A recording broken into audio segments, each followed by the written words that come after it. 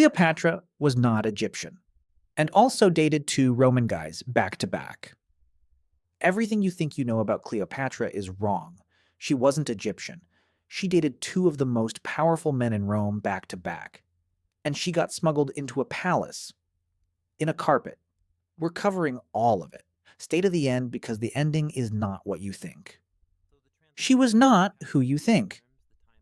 Quick thing before we get into it. If you're new here, we do ancient history like this every week, so hit follow now. Because trust me, this channel's about to become your favorite tab open at 2 a.m. So, who was she really? So, here's the first plot twist. Cleopatra ruled Egypt, but she was Greek, full Macedonian bloodline. Her family, the Ptolemies, showed up in Egypt after Alexander the Great died and just never left. 300 years of Greek royalty cosplaying as Egyptian pharaohs.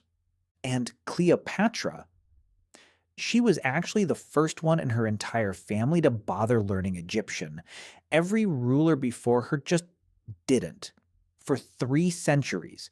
That's like moving to a new country and refusing to learn the language for 300 years, and then someone's great-great-great-granddaughter finally goes, okay, fine, I'll take a class.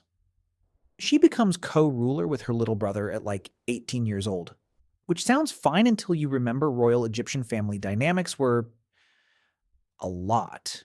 This wasn't a sibling rivalry. This was a full-blown succession war, and her brother's advisors literally kicked her out of her own palace. So she's exiled, she's got no army, no palace, nothing. What does she do? She gets smuggled back into her own palace inside a carpet. We'll get to that in a second. First, Julius Caesar. The carpet thing is real. Wait for it. Boyfriend number 1, Julius Caesar. Julius Caesar shows up in Egypt chasing his rival, and Cleopatra realizes this is her shot to get her throne back. So she has herself smuggled past her brother's guards, rolled up in a rug, delivered directly into Caesar's room. The rug unrolls. There's Cleopatra. Absolutely no explanation needed, just vibes and a power move. Caesar is obviously into it. Not just romantically, this is a legit political alliance too, because Egypt controlled a massive grain supply Rome desperately needed. But also, yeah, romantically. They have a son together, Caesarion. Kid's literally named after him, subtlety was not the goal. Everything's going great. Caesar restores her to the throne. She's back on top. They've got a kid. And then Caesar gets assassinated. By his own Senate, people he trusted, stabbed 23 times in broad daylight. Devastating, chaotic, and Cleopatra is suddenly a single mom with zero protection back in Rome's power structure. So now she needs a new ally. And she doesn't pick just anyone. She picks Caesar's own guy, his literal right-hand man, same guy who spoke at his funeral. Let's talk about Mark Antony. Boyfriend number 2, Mark Antony. Mark Antony summons Cleopatra to answer questions about her loyalty to Rome. She shows up on a literal golden barge, dressed as a goddess with servants fanning her. She didn't answer the summons. She turned it into an entrance. And it works. Antony is immediately, completely done for. They team up politically and romantically again, and this alliance is even bigger than the Caesar one. She's not just dating powerful Romans for fun, she's building a coalition to protect Egypt from being fully swallowed by an expanding Roman Empire. Every relationship is doing double duty as a survival strategy. But back in Rome, Caesar's adopted son Octavian is not happy about any of this. He turns Antony and Cleopatra's relationship into full-blown propaganda. Paints them as a power-hungry couple trying to take over Rome from the outside. It becomes a full-on war. The Battle of Actium. Antony and Cleopatra's fleet against Octavian's. And they lose. Badly.